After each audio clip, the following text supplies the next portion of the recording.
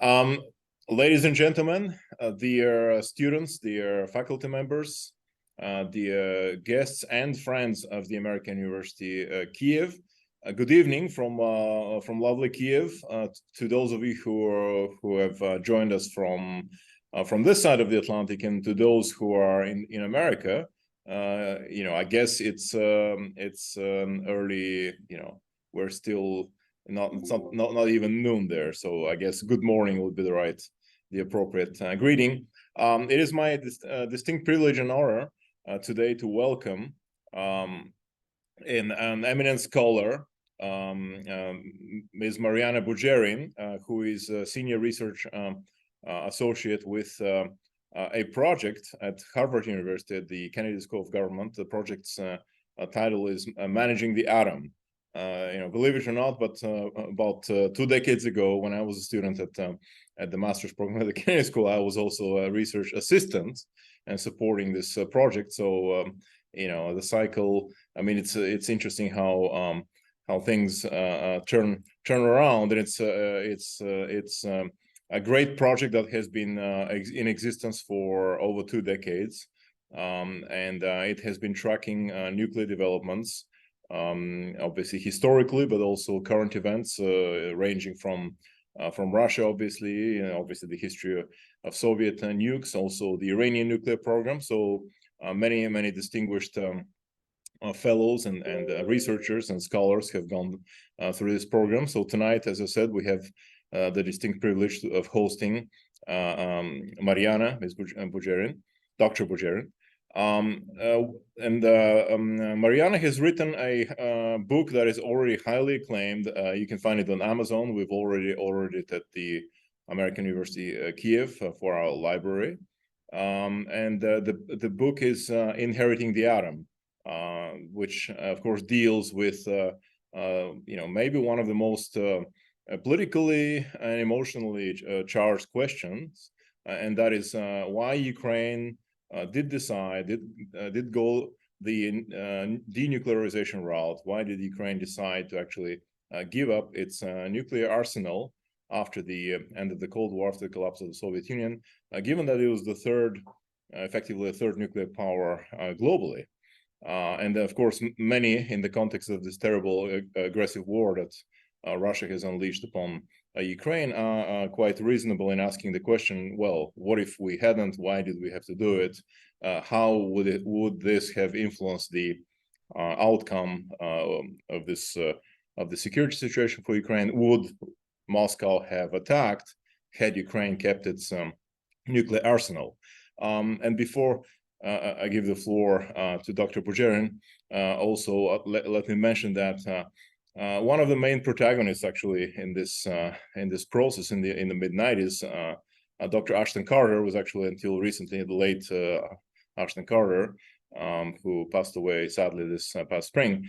But he was one of the main actors, so to speak, in his role as Assistant Secretary of Defense for nuclear non-proliferation back in the 90s. He was my professor at the Kennedy School, and of course a former colleague of Mariana's. So with this, we have a lot of ground to cover. I know we have many questions. We have over 50 people in attendance, both in person and online. So Mariana, welcome. I give you the floor because I know we have so many interesting and important things to tell to us and our audience. Thank you so much, Mark, for your kind introduction, and thank you to the American University in Kiev for inviting me. I'll take this opportunity to say that this is actually, so the book came out in January 2023, so earlier this year, and I've traveled to Vienna and Rome and Berlin and Washington, D.C. and elsewhere to present it, but this is my first presentation of this book about Ukraine's nuclear disarmament in Ukraine. And my only regret is that I cannot be there in person to deliver this presentation in Kyiv, and especially given that your new premises that we see beautifully superimposed on virtual backgrounds on Podil, which is a very close place to me, a very important place, since as you might know, I'm a graduate of Kyiv-Mohyla Academy, so I spent quite a bit of time on Podil, just a few blocks down from your new campus at Kontraktova Ploshcha. Mariana, let me interject quickly based on what you just said, that you're more than welcome. The next time you're here, we're going to organize a special in-person session for you. We actually do this. Our latest speaker was General Petraeus 2 months ago. But so you will be one of many august speakers that we have hosted. So I very much appreciate that, and I will claim that invitation for sure. And I promise to moderate again. Yeah. Wonderful. So let's just launch into, I will share some slides that I have, and we'll launch into the actual presentation. So the title of the presentation is Inheriting the Bomb, the title of my book, A History of Ukraine's Nuclear Disarmament and Why It Matters. And the second part of this title is really quite obvious, right? It's the easiest to answer. It matters because Ukraine is the site of the most intensive, bloodiest war since World War II in Europe. Millions of people have been displaced. Hundreds of thousands have been killed. I'm not, it seems almost silly for me sitting here in the United States to recount these things to you. Most of you are in Ukraine and Kyiv, and we all know that not a single Ukrainian family was left untouched by these events. Here's a shot from Izum Forest, from the exhumations there, that kind of encapsulates to me not only the great military sacrifices that Ukraine has incurred in the last since February 2022, and even longer since 2014, but also the incredible human toll of this war. And when we contemplate this, none of this is reversible, right? Even as we all pray and hope and work towards, even if Ukraine prevails in whatever that means, none of these losses can be reconstituted. People cannot be brought back from the dead. Kids cannot be untraumatized. Women cannot be unraped. So the question becomes, what could have prevented this amazing, this incredible tragedy from happening in the first place? And when we ask that question, the history of Ukraine and Ukraine's nuclear disarmament strikes back, right? We all know that in 1994, Ukraine made a decision to surrender the nuclear arsenal it inherited from the Soviet Union by joining the Treaty on the Non-Proliferation of Nuclear Weapons as a nuclear-free state. At the very same time, and it became a signatory together with the United States, the United Kingdom, and the Russian Federation of the so-called Budapest Memorandum, signed on December 5th, 1994, in which security assurances, as the term is in English, security assurances were pledged to Ukraine, including to respect its internationally recognized borders and territorial integrity, to abstain from threat or use of force, any force, not just nuclear force, right, in engaging with Ukraine, and to not threaten it with nuclear arms. All of this was recorded in 1994. And, fast forward 20 some years, one of the signatories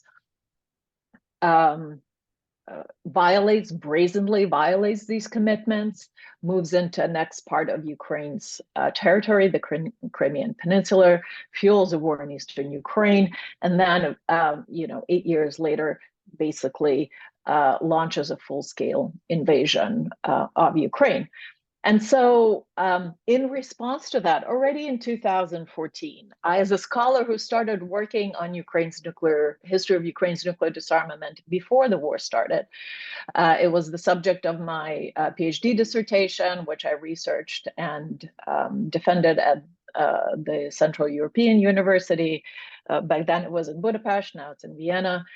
At that time, it was sort of a very marginal and largely forgotten episode of nuclear studies, of nuclear history. And in fact, I had to fight tooth and nail with my department to allow them to get their buy-in, to allow me to continue with this topic, because they said, well, how relevant is it anymore?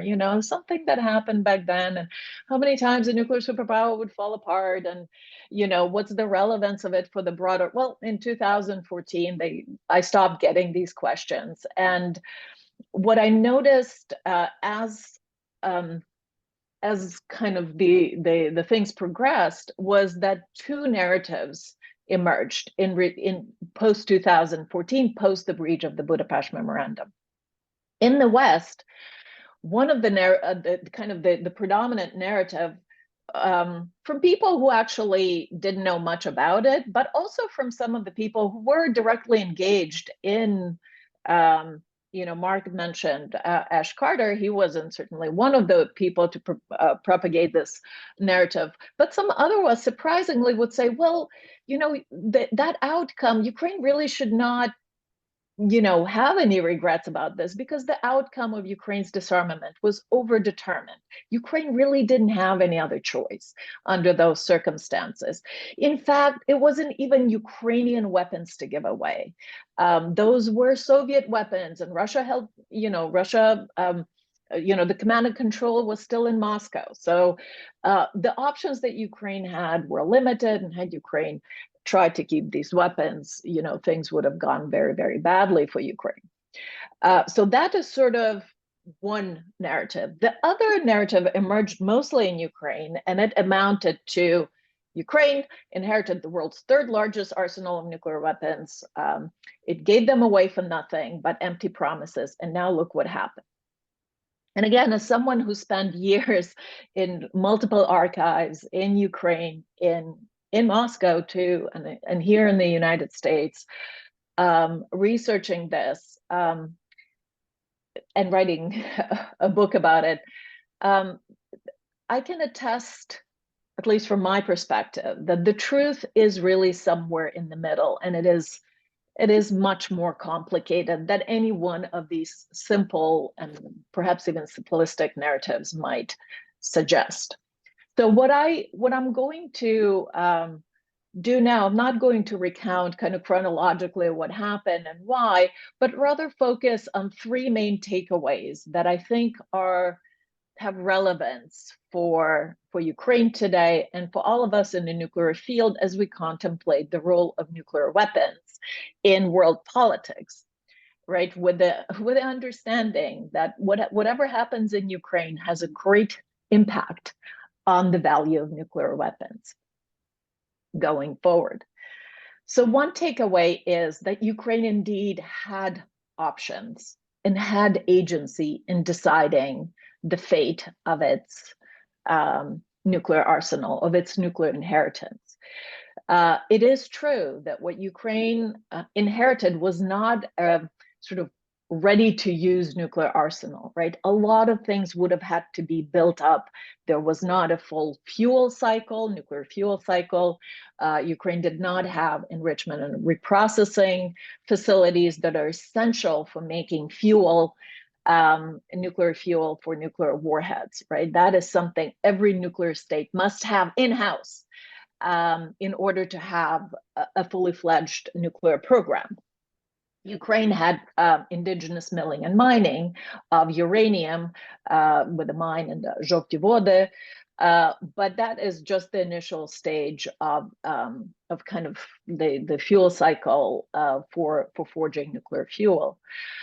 So these facilities would have had to be built up. And it is also true that the nuclear command and control of strategic weapons was still in Moscow, although, of course, Ukraine had, scientific, technical, engineering, manufacturing, industrial capability to establish operational control over these weapons, and to then, with investment, to close off, to kind of make up the missing links of a fully fledged nuclear weapons program, in order to be able to kind of to keep this arsenal, right? These nuclear warheads, they have a shelf life. They were made in Russia, so even if Ukraine kind of captured them and establish operational control over the weapons that were there, at some point it would have had to invest to recreate these warheads indigenously, right? Ukraine. So I suppose my point is that the weapons, yes, they weren't.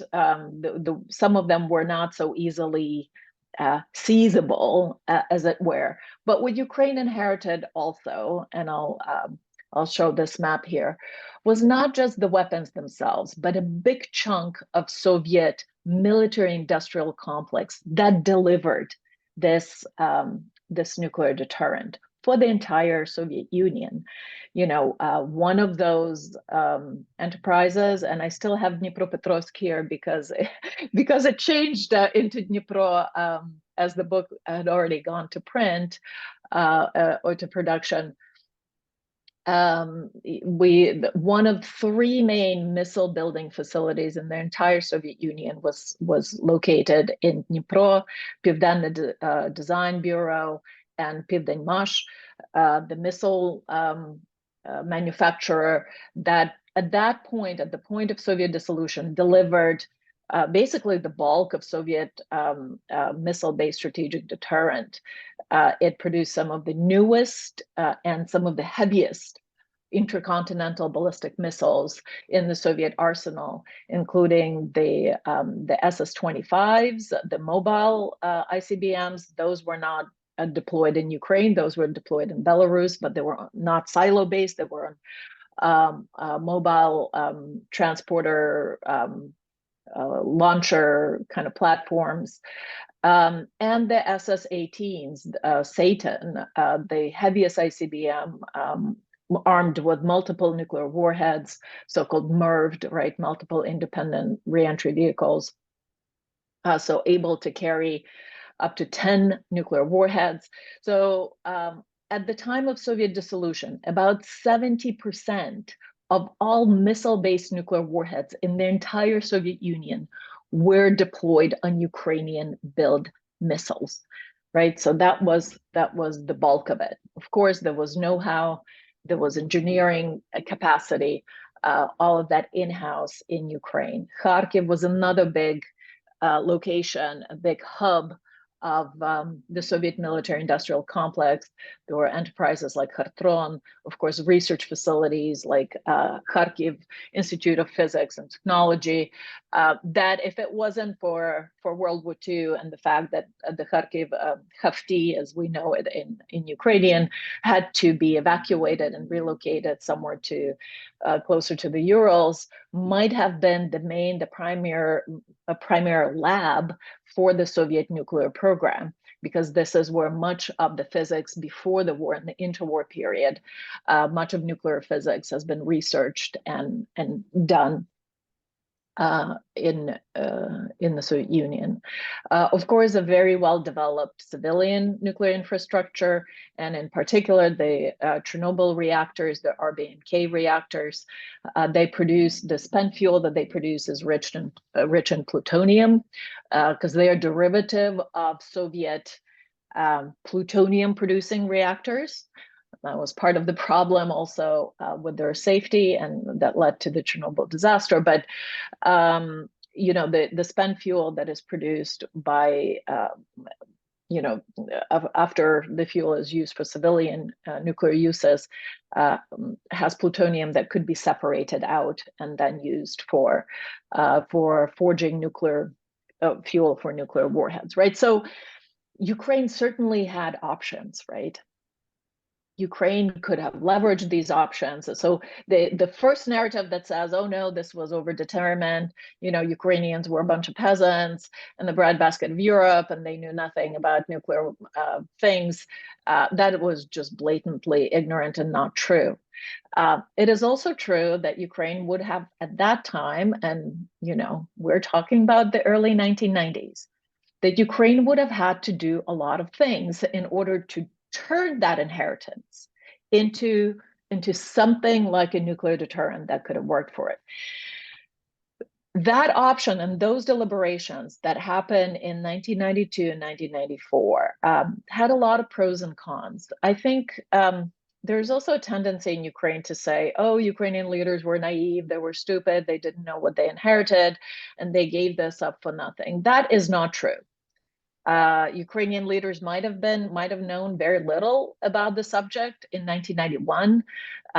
Not surprisingly, all of everything that had to do with military, for starters, but especially about nuclear weapons, that bypassed the governments of the Republican power structures and the leaders of the constitutive Soviet republics, and went straight to Moscow.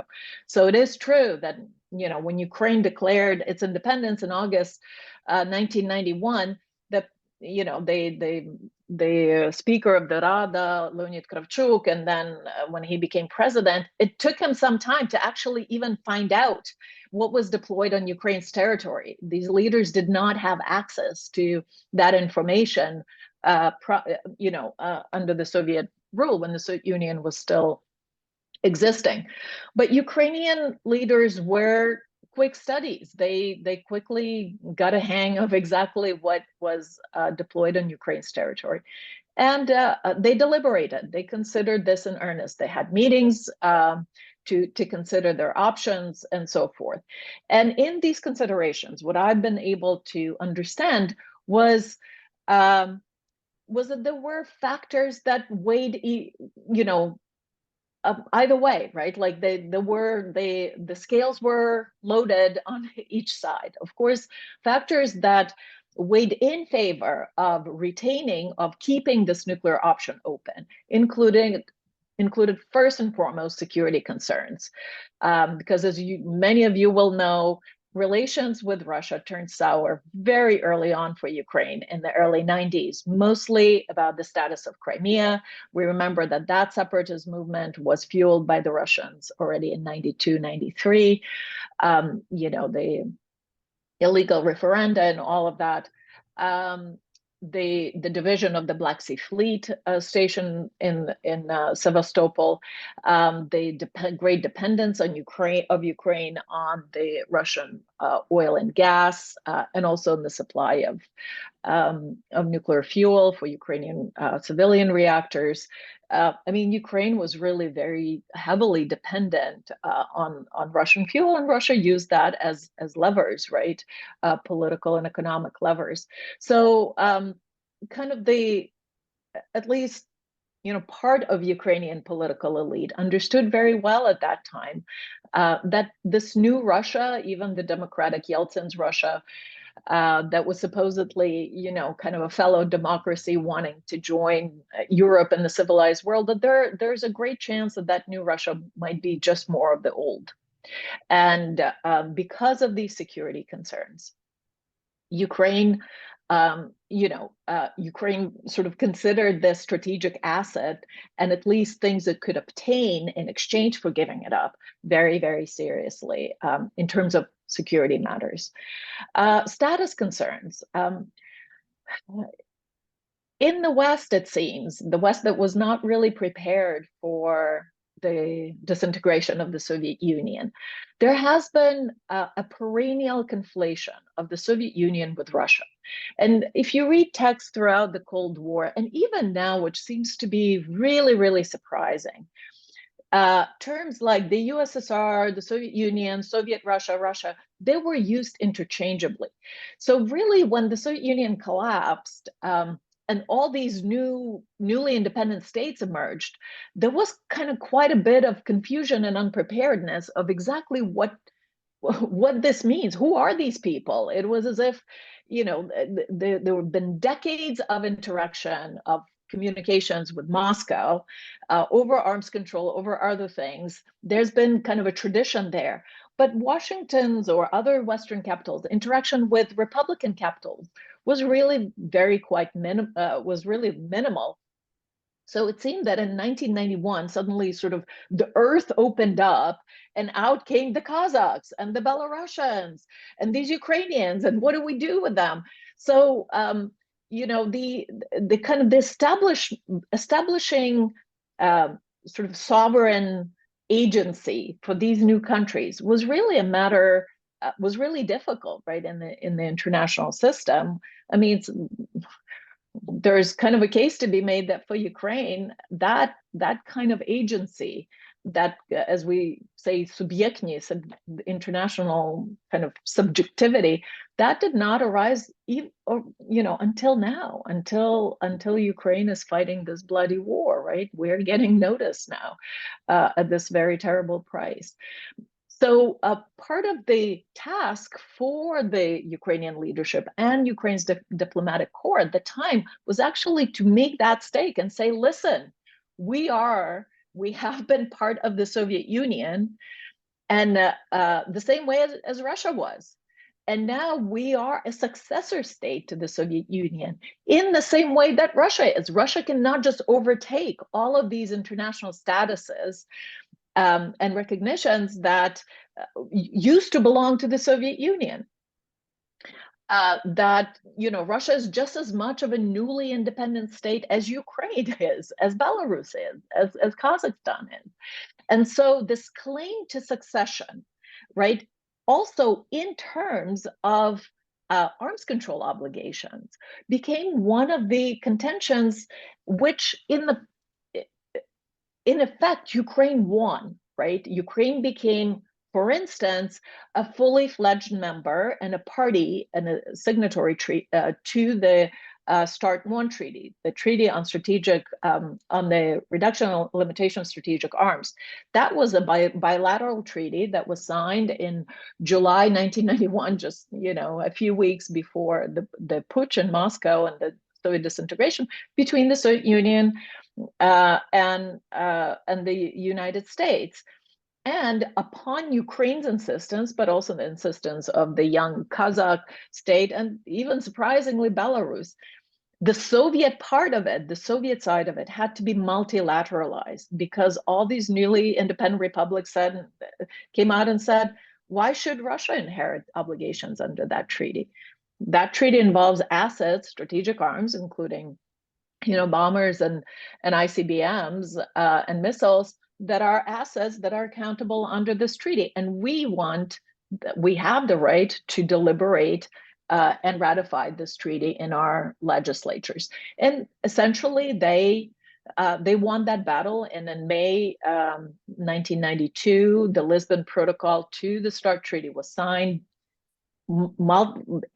which recognized Ukraine and Kazakhstan and Belarus as equal successor states to that treaty, on a par with Russia. So that was kind of one of the big motivations to claim that inheritance as kind of part of the succession debate. Ukrainian leaders also very quickly realized that nuclear issue was really important for the United States, and it was one of those sort of bitter ironies of U.S. Focus, almost to the exclusion of all other topics, right, of all other avenues and areas of engagement with Ukraine in the early 90s, this exclusive focus on the nuclear non-proliferation issue, right? These capitals that would have not even hit the radar of policymakers in Washington, D.C., maybe Kiev, but, Minsk, Almaty, all these high-level delegations suddenly started rolling in, and the first thing they asked was, well, what are you going to do about nuclear weapons? So that kind of,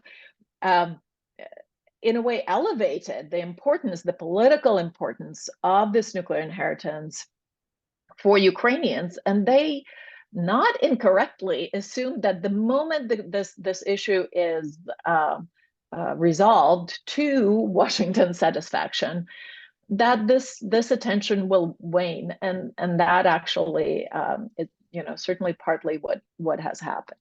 There was also internal interest groups. You know, Pivden and Pivdenmarsh employed 30, you know, I think in the height about 60,000 people. And those were very, you know, in the Soviet Union, that was a very powerful kind of industrial elite. And now they were in Ukraine, and many of them were Ukrainians, of course, and they lobbied the chief designer Konyukhov at the time, but also, you know, someone who knew that industry very well, Ukraine's second president, Leonid Kuchma, who had been the director of Pivdenmarsh at one point. They understood that the kind of the significance of that industry, and they wanted to preserve some of it, right? I mean, partially because not many countries have that kind of missile building capability. If I am not mistaken, about only 11 countries have the capacity to build space launch vehicles, which is essentially what ICBMs are, right? To launch stuff into space. That's not a lot, right, in the world. And Ukraine inherited that amazing capability. So there was an option. You know, these people didn't really have much to do with the nuclear part of it, with the nuclear armament part of these missiles, but just to save missile building for Ukraine, there was an option of a conventionally armed ICBM. That was considered at the time, right? But there were also factors, very powerful factors that weighed against retaining this nuclear option. And I think it is a very sensitive, and as Mark said, it's a politically charged topic now. But as a historian and as also, you know, citizens of Ukraine and of the world, we have to be cognizant, I think, and do a good job to understand both sides of this debate, right? Ukraine was the site of the world's worst nuclear disaster in history to this day. I mean, luckily, I mean, we have occupied Zaporizhzhia nuclear power plant that's sitting there right now, also in creating great risks potentially. But Chernobyl to date is the worst civilian nuclear catastrophe that has happened. And, you know, those of us who still remember late 80s, early 90s, it really made, you know, it was a source of great social trauma. Ukrainian parliament ruled on a moratorium in 1990 on the construction of new civilian nuclear reactors. Gorbachev himself recounted that Chernobyl really was one of the salient factors that led or contributed to the fall of the Soviet Union. You know, everything nuclear had a really kind of negative connotation. There was a strong anti-nuclear sentiment at the time, which contributed to actually Ukraine unilaterally, without any state pressuring it to do so, unilaterally expressing its desire in its Declaration of State Sovereignty, passed by the Rada on July 16th, 1990, so a full year or more before the Soviet dissolution. It was recorded in that declaration by the Ukrainian parliament itself that it wants to become in the future a nuclear-free state, and that Chernobyl played a salient role in that was beyond contestation. There was another reason for that, which was the assumption that as long as Moscow contains these military ties, right? Like these military chains by which it holds Ukraine to the center at the time, it would make it very difficult for Ukraine to attain full political independence. That was the judgment in 1990. So you had to sever those ties in order to extricate Ukraine from the kind of Moscow-dominated, Moscow-run strategic military space. And that was also the reasoning behind kind of in the Declaration of Sovereignty, kind of expressing desire to be a neutral state. I think now neutrality has, negative connotations in Ukraine. In the 1990s, it was a revolutionary move because Ukraine was part and parcel of the Soviet military space. To say you will be neutral was a revolutionary step for the Ukrainian parliament, that you want to sever this kind of extricate yourself from Moscow's military planning, right? Economic considerations. As I mentioned, Ukraine would have needed to build up very significant parts of an indigenous nuclear program. All of us who remember 1990s, we also remember the 10,000% inflation in 1993. We remember the coupons. We remember, this really dire, very severe post-Soviet transitional crisis. More indirectly, Ukraine really needed Western assistance through International Monetary Fund, through World Bank, right, to stabilize the economy, to introduce the hryvnia, and so forth. All of that would not have been forthcoming should Ukraine have kept or kind of continued this to drive this bargain over nuclear weapons. Russia and the US were in cahoots on this issue. For US, it was a matter of nuclear non-proliferation. They have exerted influence over their own allies to dissuade them to acquire nuclear weapons, such as South Korea and Taiwan and West Germany. So, certainly they weren't going to close their eyes on Ukraine's attempts to do so. And as to nuclear powers, right, and depository states, guardians of the international non-proliferation regime, the US and Russia saw eye to eye on that. And as I mentioned, US held the levers on the financial front, and Russia held the levers on the fuel front, right? So Yeltsin said, either Ukraine joins an NPT or no oil and gas, period. There were other kind of factors, but one that I want to emphasize, and then I'll move on, was that really Ukraine was this kind of aspiring democracy that emerged from this totalitarian empire, and it wanted to join Europe. It wanted to join the international community on good terms. And at that point, at least, joining the international community on good terms certainly could not be reconciled with defying the international consensus on the non-proliferation of nuclear weapons. So Ukraine made that decision, not only because of the things it could and couldn't do, the things it wanted to get in exchange for giving up nuclear weapons, but also because of the kind of country it wanted to become. An international citizen of good standing. So this kind of identity building element with the decision to disarm in 1994. Ukraine joined this international community. It wasn't a free-for-all. It was not kind of this anarchy. It had order. International sphere had order, and part and parcel of that order was this very comprehensive and large non-proliferation regime that at that time was at its critical juncture. 1995 was the time of the review and extension conference for the NPT, for the non-proliferation treaty, at which point Ukraine, the international community, the members of the treaty at that point was about 180 countries of the world. So it was really comprehensive. They would decide whether to extend that treaty indefinitely, which they did. And, it was deemed, certainly by US policymakers, that the joining of Ukraine, but also Belarus and Kazakhstan, was essential to the success of this extension and to the kind of integrity of the non-proliferation regime.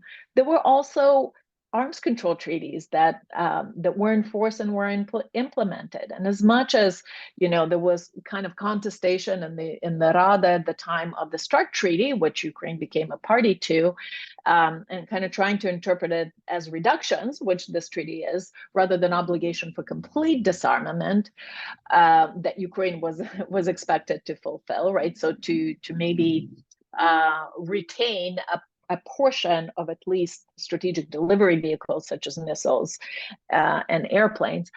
With the airplanes, with strategic bombers, it would have been different. With ICBMs, those things flew for ranges of 10,000 kilometers, 12,000 kilometers. You could kind of play with navigation or with flight path, and you can make it somewhat shorter, I'm told, by technical people. But really, the ranges, if it was Russia that Ukraine wanted to deter with its nuclear deterrent, that it would have really needed ranges that could hold valued targets such as Moscow, St. Petersburg, and military, or the base in Engels, which at risk. And those ranges were prohibited by another arms control treaty at the time that was in force at the time, and that was an Intermediate Nuclear Forces Treaty. It prohibited all land-based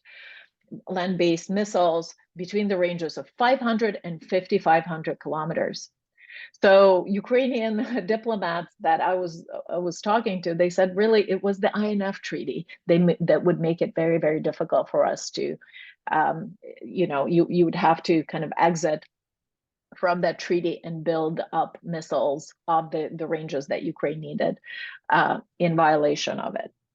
And finally, and I'll end with that because I see that I was already used up quite a bit of time.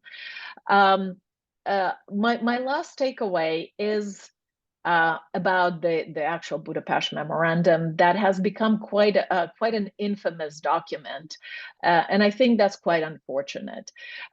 Ukraine negotiated hard. It wanted legally binding commitments from nuclear states. It wanted to include sanctions for breaking it. It's just that Ukraine had very little leverage at the time, and I think we have to be understanding and generous to the people who did this work on Ukraine's behalf with very little leverage, right? It was not that they were stupid. It was not that they were naive. They tried to negotiate, and they negotiated hard. And the fact was that the alternative for Ukraine was not getting these commitments in a more robust form, in a treaty, in a legally binding way. The alternative was to get nothing at all. The fact that Ukraine even got something like the Budapest Memorandum is already significant. Ukraine is the only country that joined the NPT, the Non-Proliferation Treaty, with something like this document attached to that act.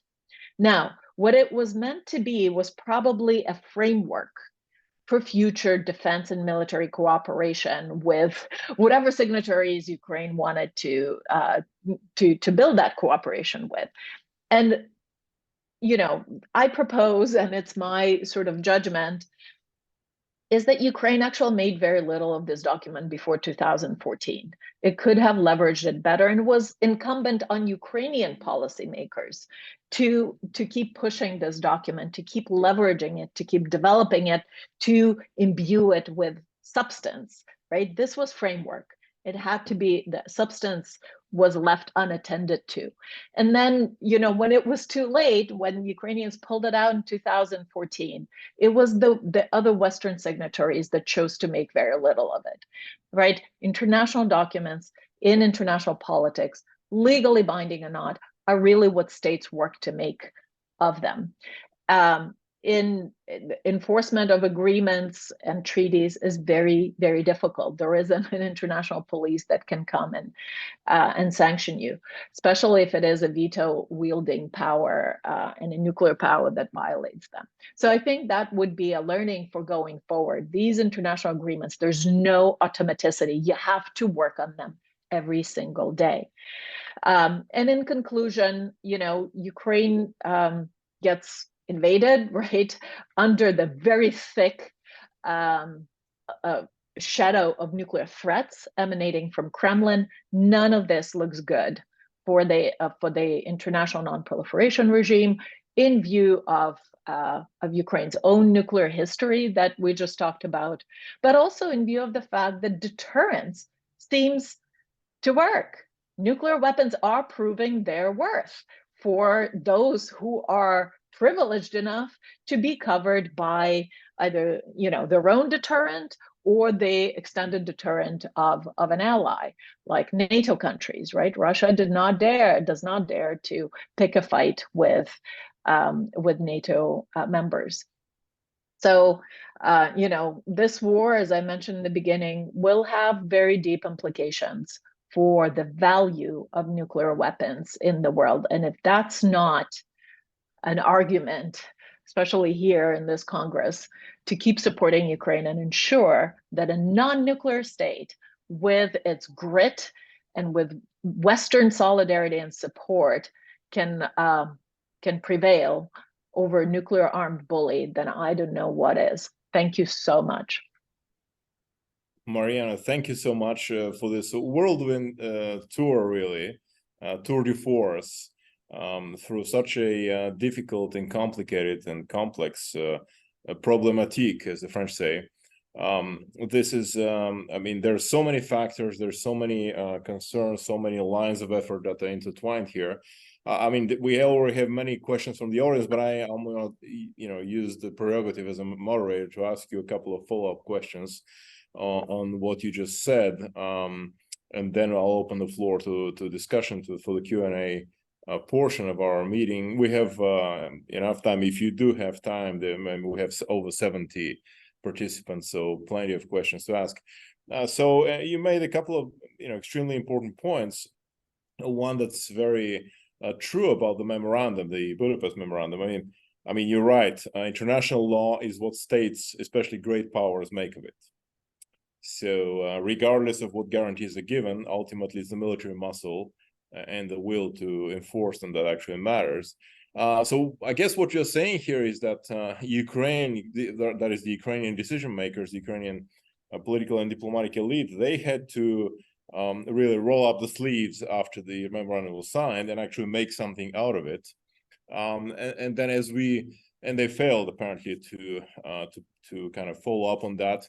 I guess the trap here, and correct me if I'm wrong, is in international relations, perceptions become reality, especially when a country like Ukraine signs this type of treaty. Would you agree that they actually view this as the ultimate word on the subject of their security? They took it to mean almost like a NATO type, or almost like they've achieved this impenetrable aegis of sorts from countries like the UK, the US in particular. Do you see the perception in the decision makers on the Ukrainian side that they really had this impression that they got this force field, almost this shield that would kind of protect them from Russian, or were they not so naive? Did they have still concerns after the memorandum was signed? Certainly the negotiators and the leaders of the time knew very well what they were not getting as much as they knew what they were getting. It's not accidental, and it's not just a matter of the fact that there isn't, particular equivalent of the word assurances in Ukraine. I mean, it would have been quirky as a pevnення, but there's a reason it was a strategic move to translate it as guarantees. Although I have to say, in Russian too, which is one of the main languages of the Budapest Memorandum, the word is garanti, not заверение. I don't know what it would have been. So, sure. Yeah. But it was at least partially strategically done so that the Ukrainian parliament could to kind of sell this document internally, right, to the constituencies in the Ukrainian parliament that demanded from the executive, from Ukrainian diplomats, a more robust set of assurances. And I have to say, like in the archive of the Ministry of Foreign Affairs of Ukraine, there is a draft of an actual treaty There's a draft treaty on security guarantees to Ukraine. It's not like Ukrainians didn't try. It's just that it's very difficult when you have very little leverage to negotiate with two nuclear armed states, right? We just have to be realistic of what was possible at the time. A treaty would have required ratification, a consent for ratification from the US Senate. That's a lot. Every time the president goes to the Senate in this country, that's a lot of political capital that you have to spend. Clinton, at that time, President Clinton was not willing to spend that capital in Ukraine, especially when it wasn't, again, we have to be understanding of that context. It wasn't particularly clear at the time, even for the Western observers, which way Ukraine would go, whether it would become the next Belarus or whether it would become the next Poland, right? And move towards the West. I mean, part of the reason why we are where we are today in Ukraine is because that there was still that debate, right, in the strategic direction. There was a big chunk of the country that wasn't particularly keen on NATO or EU, certainly not until after 2012, right?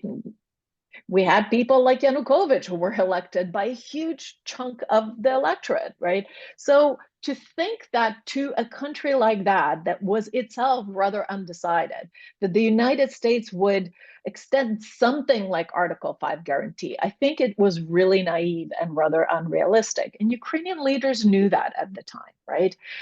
There was also in '94 no appetite for, say, NATO membership or anything like that. But I think there was a bit of a complacency in thinking that something that's signed by the president at the highest level and something that contains a word guarantee and recognition of international borders and so forth, that carries some kind of weight. Beyond just, the words, that there is a spirit of that agreement in addition to the kind of word of an agreement. But more generally, I think there was an important document, became a constitutive part of the non-proliferation regime. And I think if we were to do this again, I would urge Ukrainian diplomats and policymakers to keep referring to this document in negotiating or agreeing some kind of military cooperation, right? So especially with the Western states, in the conventional realm. Doesn't have to be, anything that has to do with nuclear matters.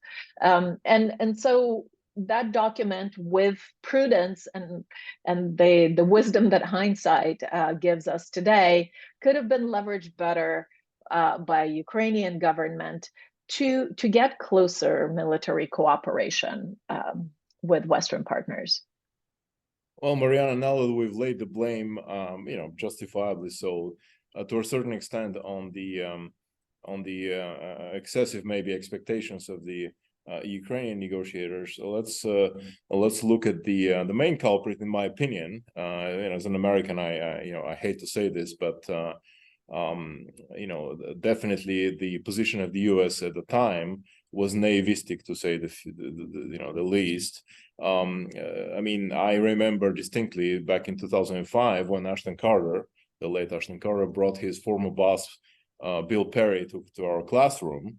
We were studying similar, the issue of nuclear denuclearization, and they showed pictures where probably 10 years before that point, they were digging, they were covering the silos with dirt and planting sunflowers.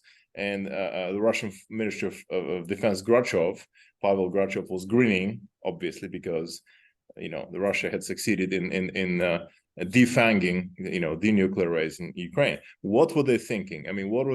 Not asking only about Ash, but like, what are all the American decision makers? What was their thinking at the time, especially in light of the documents and the article that came last week, on 27th, George Bogdan, I'm sure you've seen it, in the National Interest.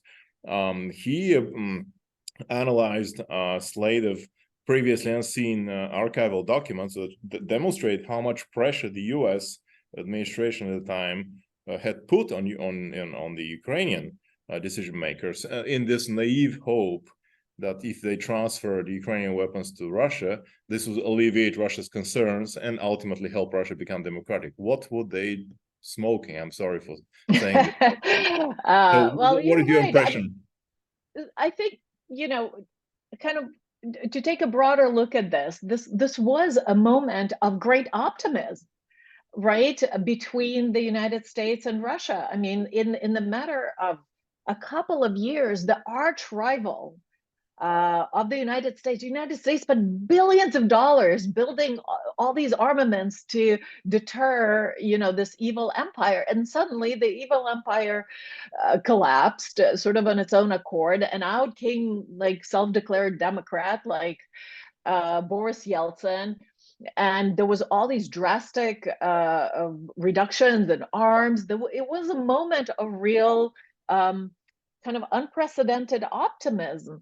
The collaboration between scientists, like all these secret installations, Sarov, Artemis 16, one of the main Russian nuclear lab. American scientists could now go to that place physically. The director of Los Alamos lab,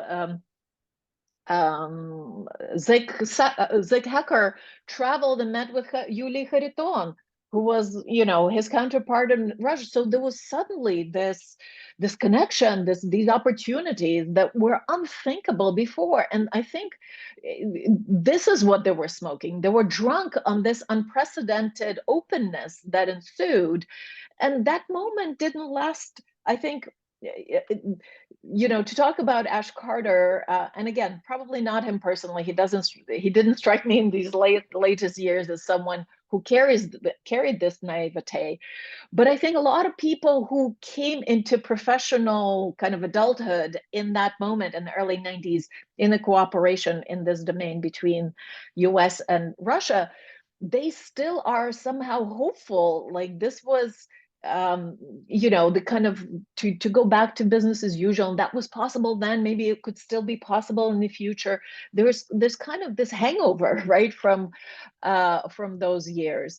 So I think that's why that's partially why it was seen that denuclearizing these countries, not only Ukraine but also Kazakhstan and Belarus, that would that would not only for the sake of pleasing Russia. Of course, the United States had its own rationale for doing that, and that was its non-proliferation policy globally, but also to kind of not to provoke Russia, not to unnecessarily, right, and to have this sorted in a way that both suited the United States and Russia, this kind of new hopeful Russia, without thinking very well as to exactly what that might mean for that periphery.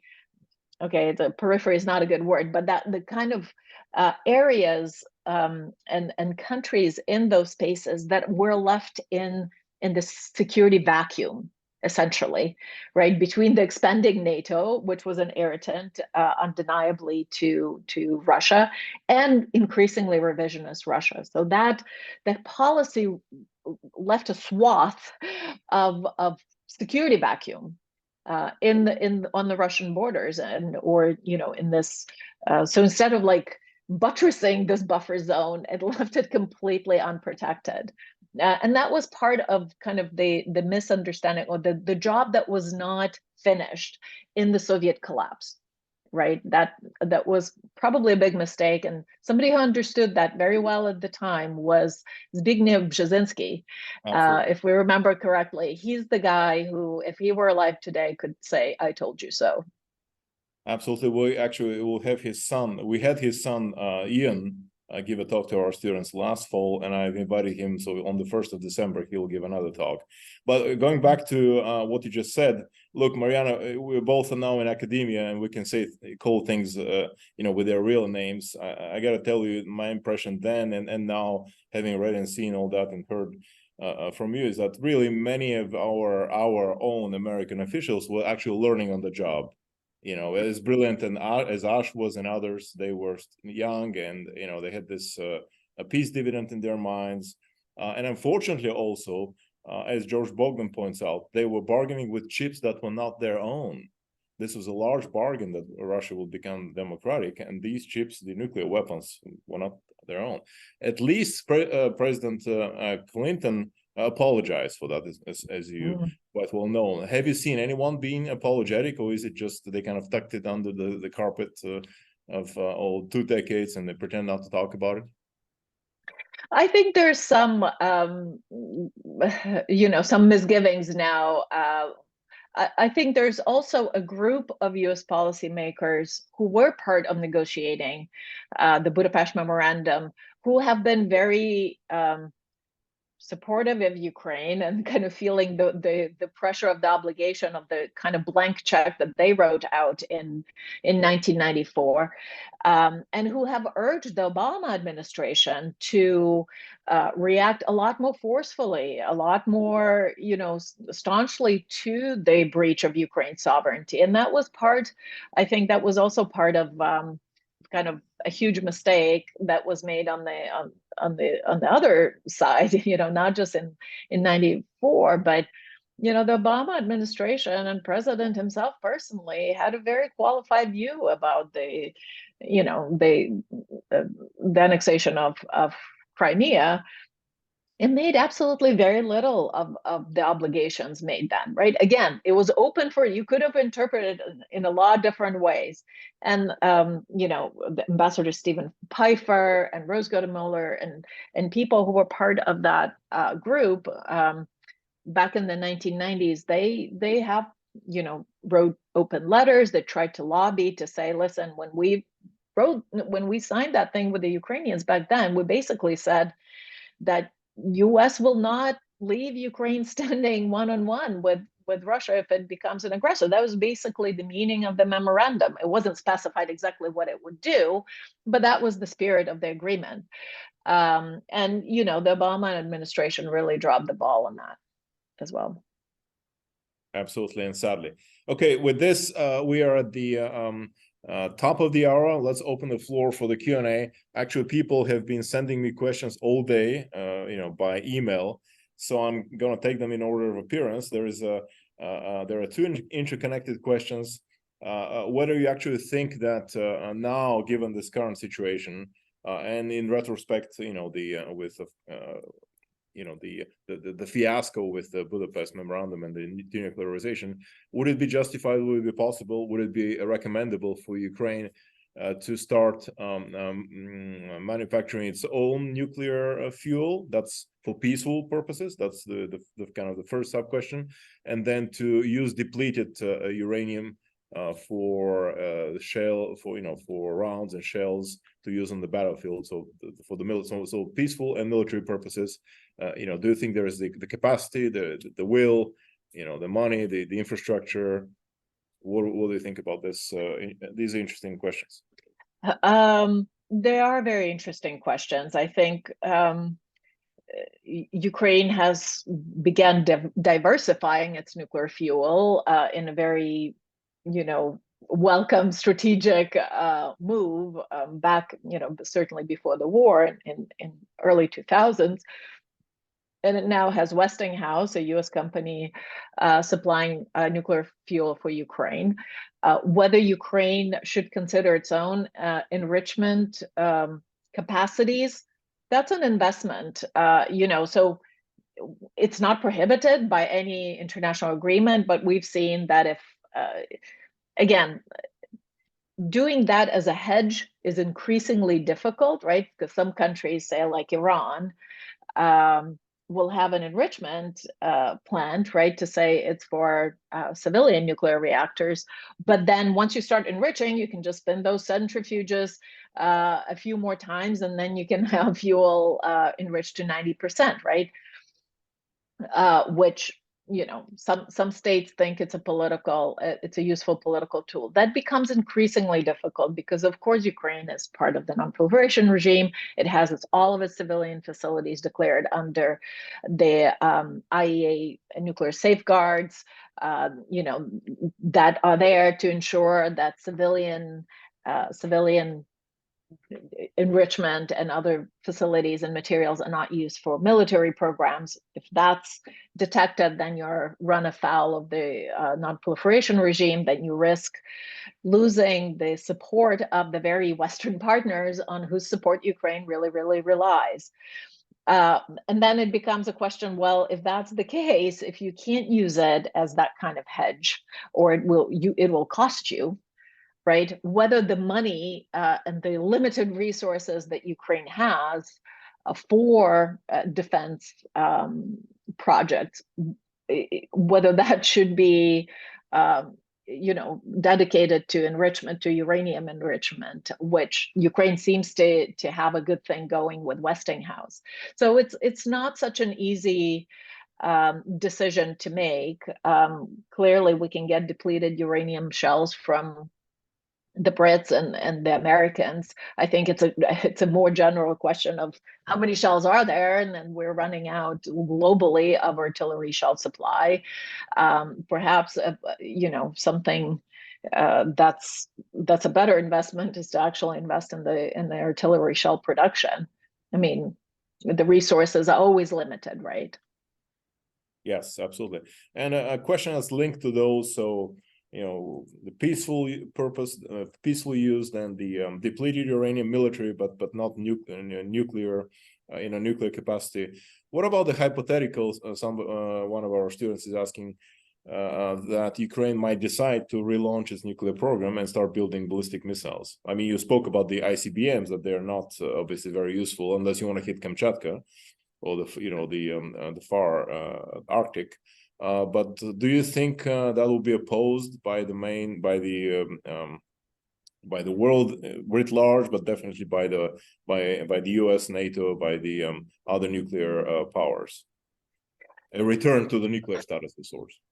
Right. So, first of all, like nuclear warheads and missiles are two different things, right? Missiles are delivery vehicles, and Ukraine is not constrained into manufacturing missiles for its own use, conventionally armed. In fact, when the INF Treaty, basically became defunct in 2017 or 18, I can't remember anymore. Yeah. Ukraine was no longer constrained by the ranges, right? So it could build its own fires for over 500 kilometers. The fact that and it could have built its own missiles to say 480, and we had some of these systems already, the Sapsan system and such, already on the drawing board at Pivdavne. So none of this has to do with nuclear stuff, and all of that would have been really, really useful right now. So you don't go around with an outstretched hand and ask for ATACMS, which are under 500. And you ask for, first you beg for HIMARS, then you ask for ATACMS, and so forth. All of that Ukraine could have used the 30. We keep going to the nuclear question. And I think in a way it obscures just how much could have been done in the conventional realm. With conventional weapons could also be very strategic, right? When we say a strategic deterrent, there is such a thing as a conventional strategic deterrent. If you can reach Moscow with a bunch of conventionally armed missiles and hold that target at risk, that also has a deterrent value. Now, whether to supplement that with a nuclear warhead, that's a whole another decision. And that decision will be very, very difficult for Ukraine to implement. It would require secrecy, which would be very difficult in this day and age, right? So you would need some kind of buffer of secrecy where you can launch that program. You can, I don't know, put it underground somewhere so it couldn't be detected. Think about it. It's an era of OSINT, open source intelligence. Everything is visible from space down to a granular level. You start building an enrichment facility, the Americans will see it, the Russians will see it, the Russians will hit it. So in a very practical, right, forget about kind of norms of non-proliferation and all of that. In very practical terms, it's a very difficult thing to launch and to complete successfully. And also, again, whether you want to devote the limited resources that Ukraine has to that, risking losing the support of the Western partners, because I can't imagine anyone in Washington finding out that Ukraine relaunched a nuclear program, taking a very sanguine view of like, sure. There will be repercussions. There's a Glenn amendment that, and Ukraine would need to test these warheads, right? Absolutely, and that's an agreement. I mean, Russia is positioning to leave that agreement anyway. But if Ukraine left that agreement, where does Ukraine test a nuclear warhead? Yeah. That was one of the things that President Kuchma said in Narada. He said, any one of you from your districts, and that was still majoritarian system before, the party lists in 1994, said, who will offer your district for nuclear testing? Ukraine does not have, swaths of desert. Ukraine does not have colonies like France going and testing in Algeria or in French Polynesia. It is difficult, right? Now you could say maybe it could get some historical data from Soviet nuclear tests, from the Russian archives, could smuggle that out. But again, like even now, nuclear states are saying it's been very long time since we tested. We got to make sure that these things work. There's a pressure within every nuclear state to repeat testing, because that's only good for so long. Well, presumably the Israelis did it without openly testing, so I'm sure there is. I'm being only half facetious, but there are mathematical models, as you know, that can substitute to a certain extent an actual test, which was what happened after the mid-90s when the treaty came into force. Still, in a global sense, there's a question. Obviously, as you said, the nuclear umbrella. The ability of nuclear armed states to secure their sovereignty is an axiom. So obviously, if you own nukes, nobody's going to attack you. That's what you said. I mean, that's what everybody has seen. So what is this by reneging on this memorandum? Aren't we haven't those three great Western powers actually contributed to the renuclearization of the world? Because now obviously North Korea is going nuclear or has gone nuclear. Obviously, other countries were trying. Iran is definitely trying. So this is such a bad example in a geopolitical sense globally. Absolutely. I think you're absolutely right. This is really, optically and otherwise, it's really bad for the International Non-Proliferation Agreement treaty, in two ways. One, it's kind of a case of like, this is the country that gave up its nuclear option. Look what has happened, and another one is showing the value of actual nuclear deterrence. I mean, the fears in the West of nuclear escalation, that's exactly how nuclear deterrence works. Every weapon system that's supplied to Ukraine is considered very carefully for its escalatory potential. The end uses have been limited, right? You can't use them on the territory of the Russian Federation and so forth. That's all because Russia is a nuclear state, right? So I think the war in Ukraine has very profound implications for how internationally international community and actors in the international system will view the value of nuclear weapons. I don't foresee a great big, domino effect and kind of wave of proliferation immediately.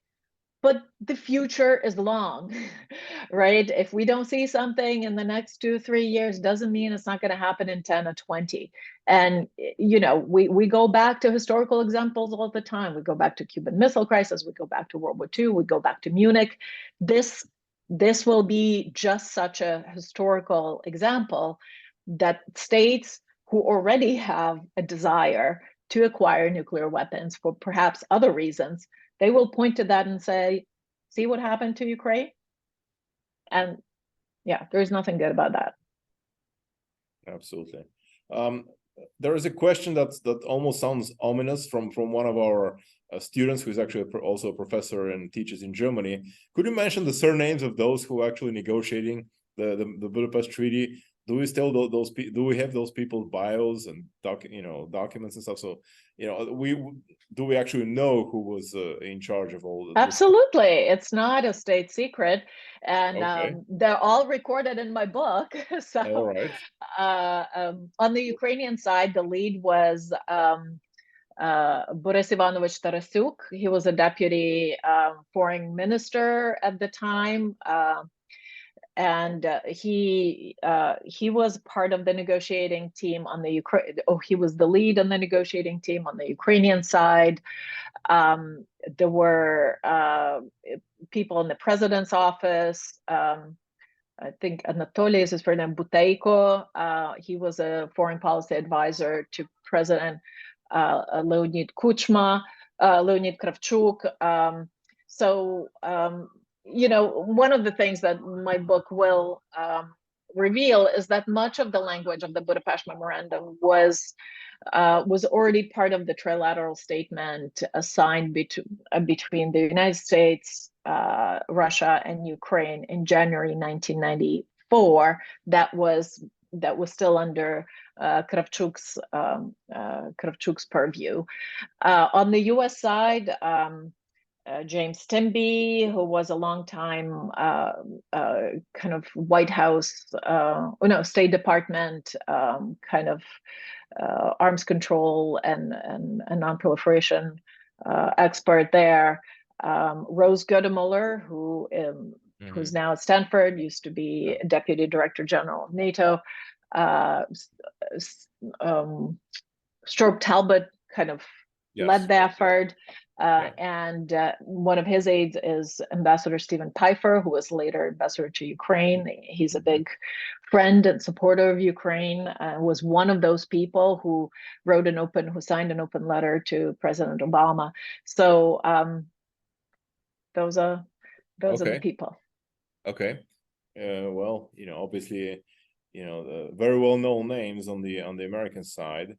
And as I said, I'm sure some of them have recanted and if not apologized publicly, but they've seen that the world wasn't wasn't as peaceful. It isn't as peaceful now that many have thought back in the day. Talking about there are interesting questions. I'm going to try to kind of combine them to save us time, but the trade-off between reacquiring nuclear weapons, and I know we covered that, and then NATO or US guarantees. In other words, even knowing that probably we won't get nukes, as based on what you're saying, what can we do to leverage what remains of the memorandum, the little legal sense that's left? What should Ukraine do in practical terms to actually compensate for the lack of, obviously, the loss of the nukes, but also the lack of actual guarantees? Ukraine should, in terms of Budapest Memorandum specifically, it should emphasize the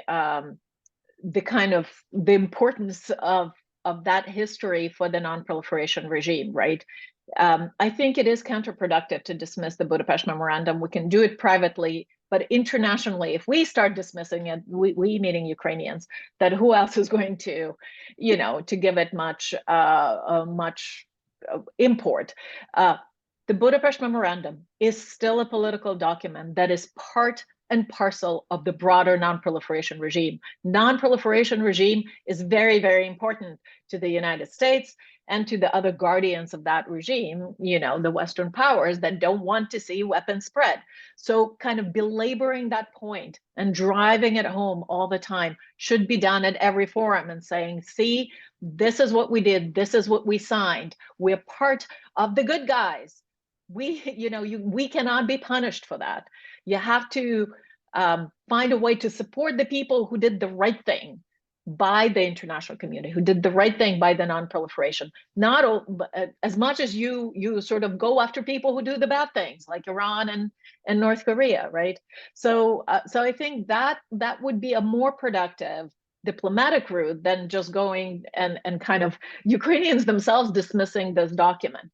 But in terms of Ukrainian security, I think we've passed every opportunity there was to leverage this document and make it work, right? So at this point, that's history. Ukraine has to find a way to get meaningful security, and I mean at this point, like operationally, substantively filled from either a coalition of the willing that will include the United States and the UK, or NATO, right? And in this point, it's not just the kind of the possession of nuclear weapons, or even this extended nuclear security guarantee that the United States sort of extends to its allies. It's really the Article 5 itself that suggests and holds the risk that if you pick a fight with one, you're suddenly going to have to do with a lot more states than one. Now, whatever we think about how reliable Article 5 is and what gets triggered or not, I think Article 5 itself, in and of itself, whether it contains a nuclear element or not, is a deterrent for someone like Russia, especially now that its conventional might has been exposed for what it is on the battlefield in Ukraine.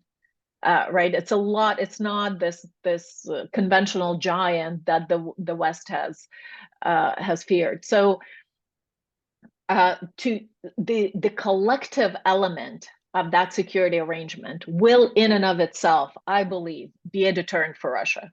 Because when suddenly you look at the prospect of fighting a war on multiple fronts with multiple actors on the other side, it becomes a very different calculation than just picking on, like a bully picking on the weak. Okay. I promise we'll finish at the bottom of the hour. So let's take another 5 minutes or so to cover. There are some really interesting questions.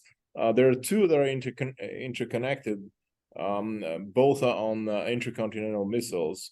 One is, a student of ours is asking for you to agree or not whether at the time when the memorandum was being considered and negotiated, whether the view on the U.S. side was that because the ICBMs in Ukraine were ultimately targeting the U.S. targets, right? I mean, and if the control center was still in Moscow, did the U.S. perceive these as potentially actually anti-U.S.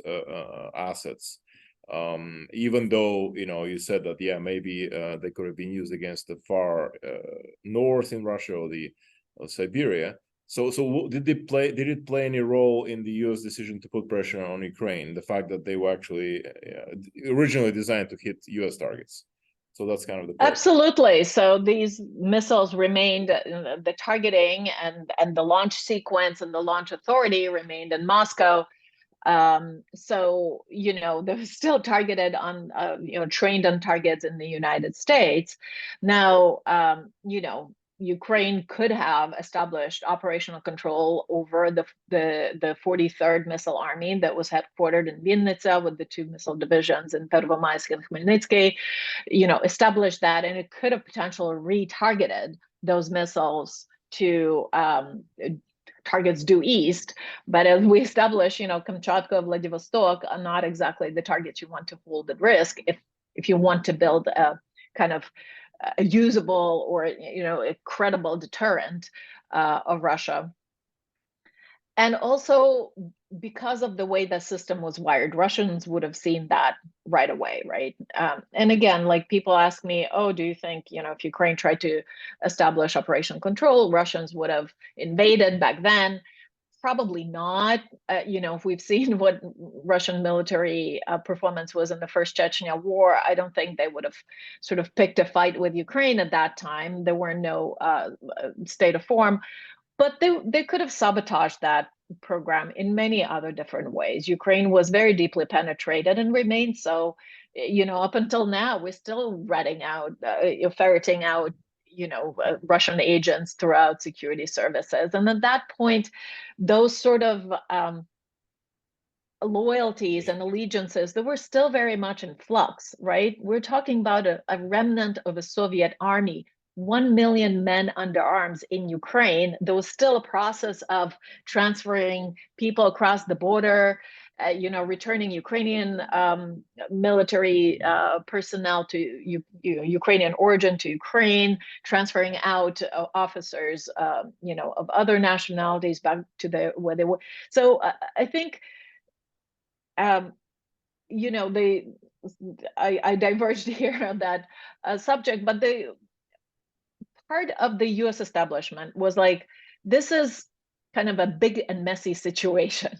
We want to clean the house up. And one of the easiest and most visible ways to clean the house up is to get everything at least in one country. And if there's going to be a mess, at least there's a mess in one country, and we can deal with one country than with 4 countries where there's a mess with nuclear weapons in the mix, with nuclear weapons that are targeted at our cities. Now, we talk a lot about missiles, and it's kind of one of the gaps in my book, and I think somebody should pick up that baton and look more into it.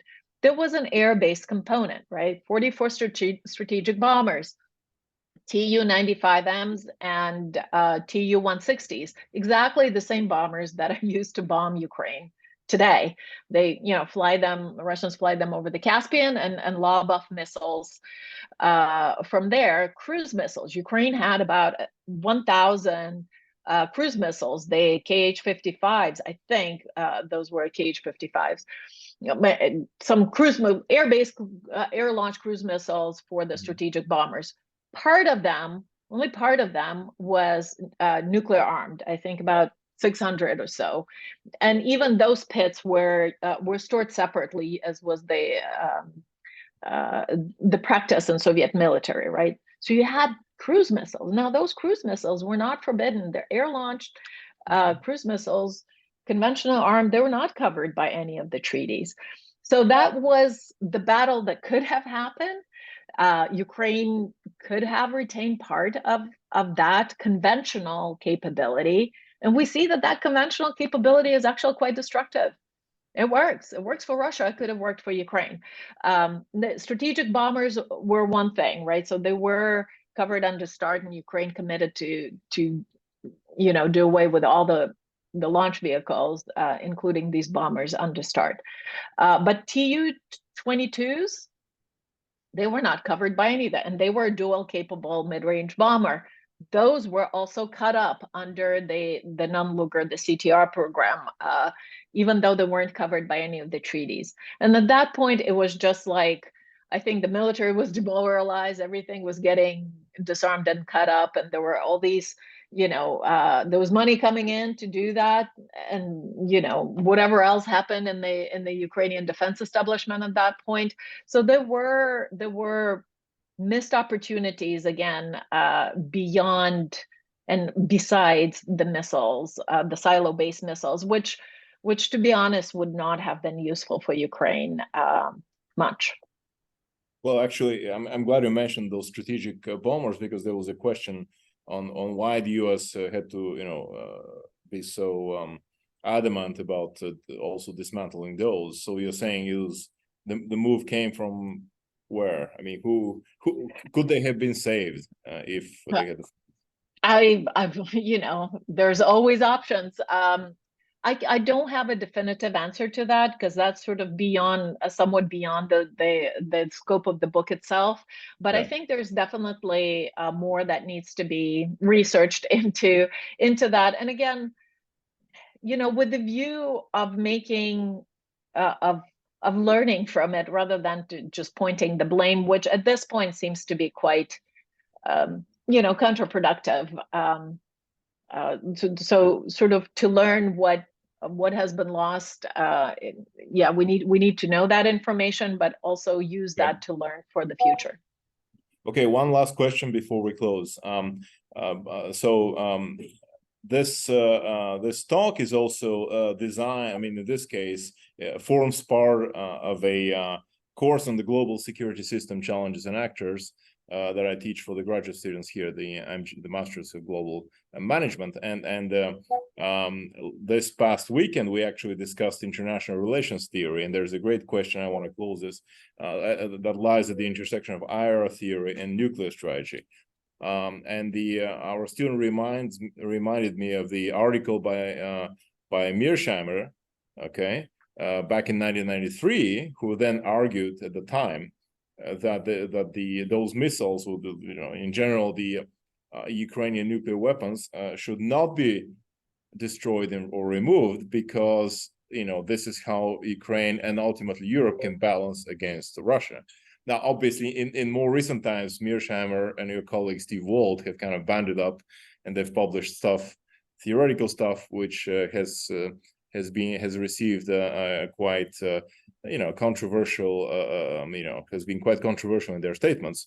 But do you agree with him that maybe in this case, IRA theory would have worked well if those weapons somehow, in some format were kept to balance against Russia?